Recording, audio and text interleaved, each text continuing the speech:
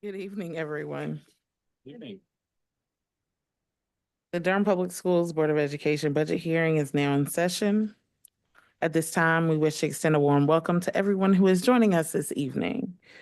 The interpreters for tonight are Martha Romo Ugiles and Vanessa Pine Ramirez. Thank you for taking the time to join us.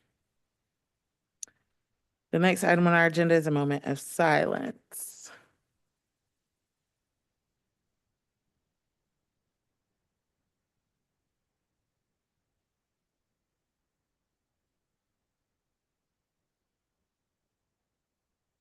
Thank you.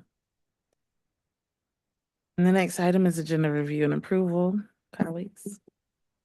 I'd like to make a motion to amend the agenda to add a presentation from our CFO immediately before the budget hearing.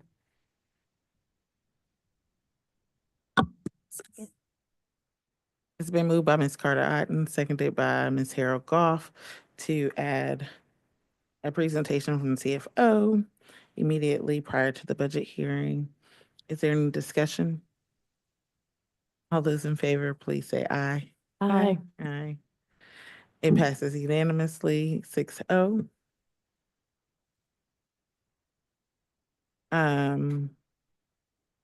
Thank you. Mr. Teeter? I'm sorry, Dr. Lewis? Yep. Thank you so much, Board Chair Rogers. Good evening, board members, members of the public. Appreciate you adding this item to the agenda. We definitely know that the public hearing is an opportunity for the public to come in person to share thoughts, ideas, feedback with the board as it relates to the development of the budget. But we did want to take a moment to honor those individuals that participated in our online forum, where we asked them to share with us what should be some of our priorities moving forward as we think about our budget. So Mr. Teeter will share some of that feedback that we've collected to ensure that those voices are in the space as well. Mr. Teeter. Okay, if we'll keep the presentation, please. And we can move on to the next slide. Right. So we just wanted to start this off, right, to lift up what we've been doing over the past few weeks in collecting feedback from the community about what our priorities should be as we work through this process. And so, this public hearing tonight is the first time that we've done two of those, but we've also had an online thought exchange that has been occurring as a part of our Dollars and Decision series, among other activities that we've been pushing out to the public. And so ahead of this hearing, we just wanted to take a moment to lift up the feedback that we've received online so far, or just hit some highlights of that, so that folks know that we have received that, and we've been taking that under review as we've had discussions. So if we can pull up the next slide. And so on this slide, we just wanted to lift up just the degree of participation that we've seen. So 1,531 participants, and really great to see other folks interacting with each other's comments that they've submitted, which I really enjoyed the feature of that product where folks could see things that other people had shared and express their support or advocacy for those positions. So we had 28,229 folks rate individual comments to some degree. And on the slides coming up, we'll get to see some of those things that received a lot of votes. So if we could go ahead and move to the next slide. This just captures a representation of the folks who participated in our thought exchange online. And we can see just really a robust participation with parents, guardians, and family members. We did see overlap in those populations, and so that's why this does not add up to 100%.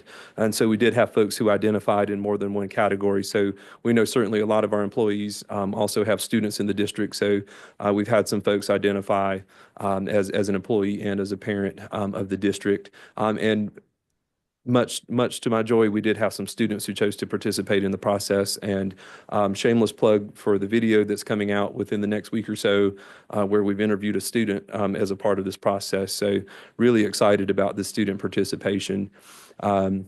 And then we've had some folks who just simply just members of the community, and that's their connection to the district. I think another important statistic that we don't have on the screen that we wanted to make sure that we lifted up was that we had 171 participants who do not speak English as their first language, who did participate in the thought exchange. So very pleased to see that interaction for us as well. Next slide. So this is a word cloud that the Thought Exchange produced just to lift up some of the frequent words that we saw in our comments, right? And so I think these are very much consistent with some of the public comments that we've heard throughout our various board meetings since I've been here, just in terms of salaries, retention, pay, and our employees. And so in transportation certainly also has a spot there preeminently on that in that word cloud. So just another fun metric for us to look at as we were coming through these results. And if the next slide, please. Just wanted to look at the summary that this came up with, and this is something we really liked about this software is that it can take all of that information that we receive and pull that together in a summary for us and really help us to kind of see a quick synopsis of things that were important to folks. And so we've really kind of called out in bold the areas that were of particular importance to the folks who engaged, right? So we saw a focus on increasing teacher and staff salaries. We saw a focus on ensuring that we have reliable transportation, improving our school infrastructure, which we heard from Dr. Lewis's student representative at our board meeting very, very recently. Student services and mental health, exceptional children, and reducing unnecessary administrative costs in the district. So these were themes that came through very brightly through that exchange. Next slide. So again, it helped us to kind of pull together sort of the top 5 themes. So staff pay was right at the top of that list. Staffing just sort of as a separate issue from the concept of staff pay in that we had enough folks convey concern about making sure we're adequately filling vacancies in the district and making sure that there's a high quality teacher in every classroom, making sure there's a bus driver on every bus. So just that general concept of staffing, transportation, no surprise, school safety, and then budget management, right? And so the comments that we saw budget management were really focused on transparency, focused on the work that happens in the finance department and our efforts to communicate how the dollars are spent in Durham public schools. So those are our top 5 themes that came through those responses.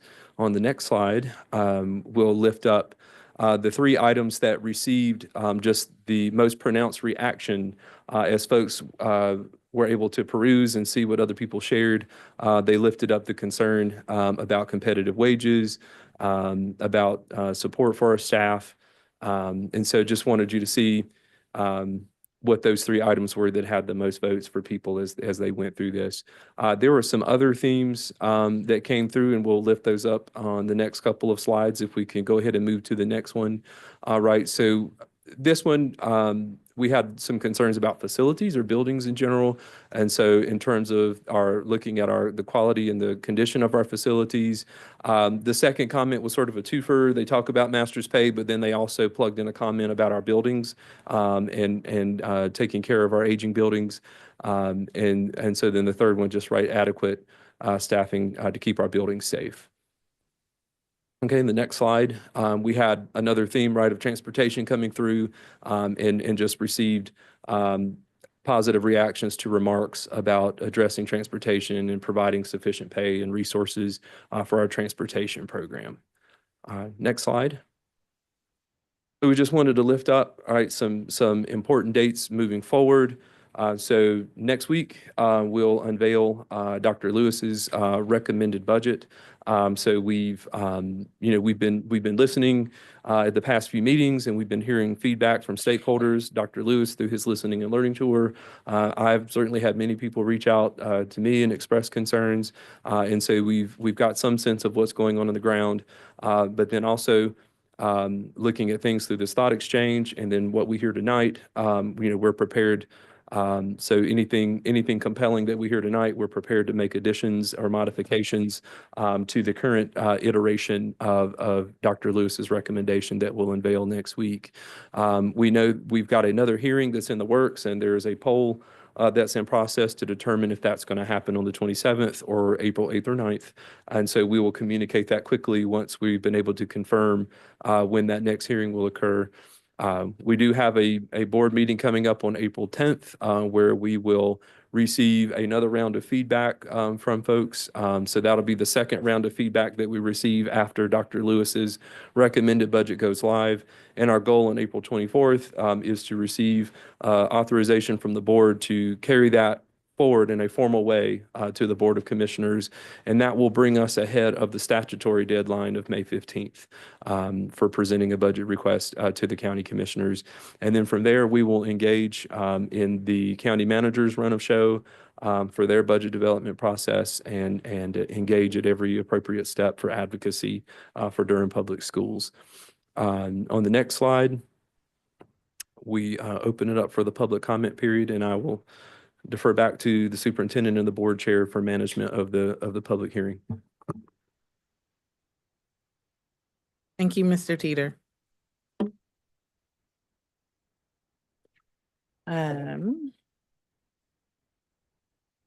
Okay, we have 2 people signed up tonight for the budget hearing. So quick review of the rules. First, please state your name, and if speaking for an organization, please state your name and then the name of the organization. Second, speakers are asked to present their comments in 3 minutes. When the yellow light comes on, you will have 1 minute left to start winding up your remarks. When the red light comes on, it will beep, which indicates your time is up. Complaints about named staff, students, or parents should not be voiced in open session. However, we are very interested in hearing your concerns, particularly around the budget tonight. And board members will listen carefully, consider the comments, but we do not engage in discussion with speakers. So our first speaker is Micah Tweetmeyer, followed by Lauren Sartain.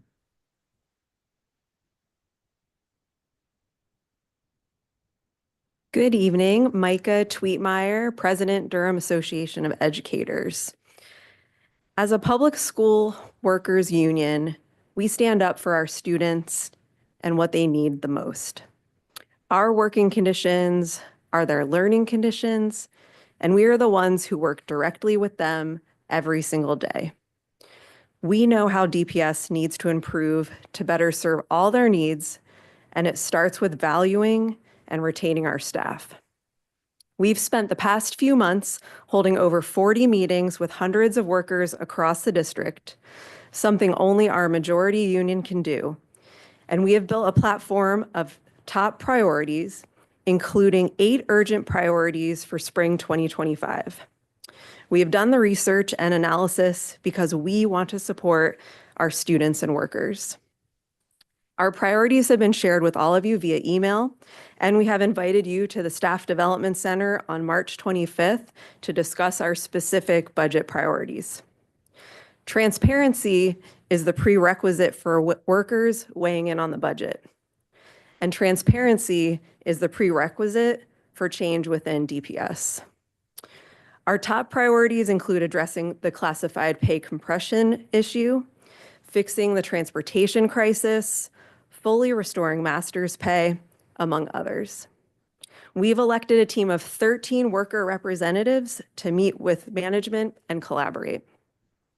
All we need is for management and the board to finally agree to value our collective voice as workers and start working together on solutions.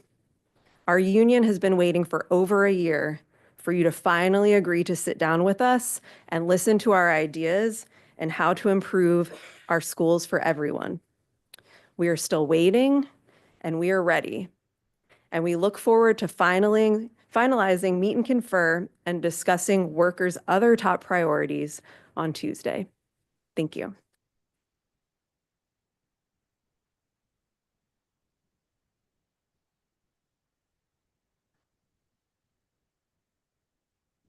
Hi, my name's Lauren Sartain. I'm a DPS parent. I guess I could have brought the 30-minute version of this. I didn't know so few people would be here. I have a close friend who likes to say that in Durham, we like to seem rather than to be. To me, that means we care more about how things look than how they function, about how words sound rather than what they mean. An example. So Wake County Schools has a proposed budget out that lays out very clearly about $20 million in budget cuts. They explicitly say when they're going to cut central services, what's impacting schools directly.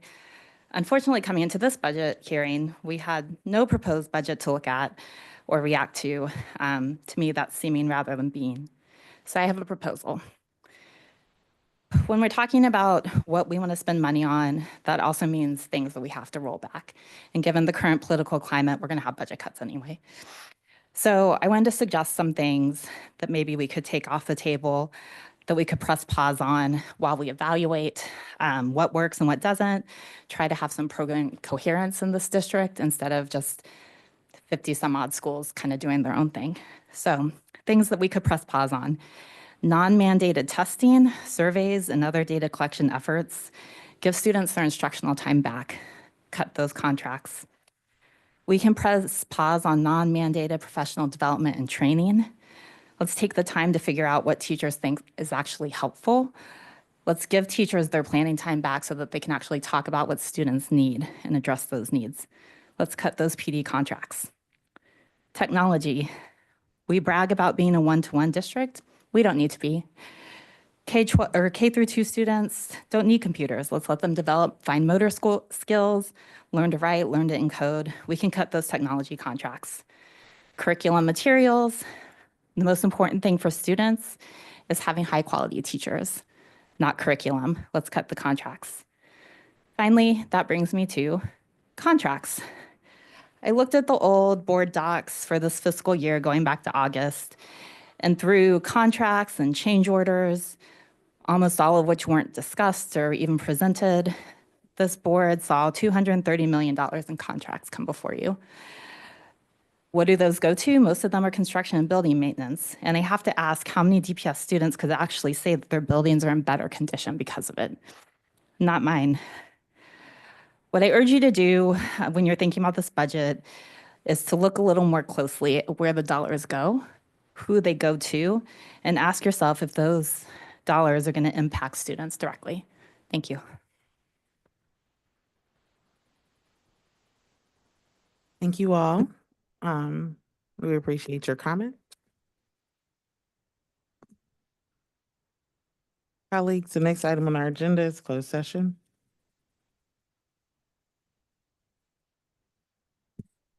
Move that we go into closed session for the reasons stated on the agenda. Second.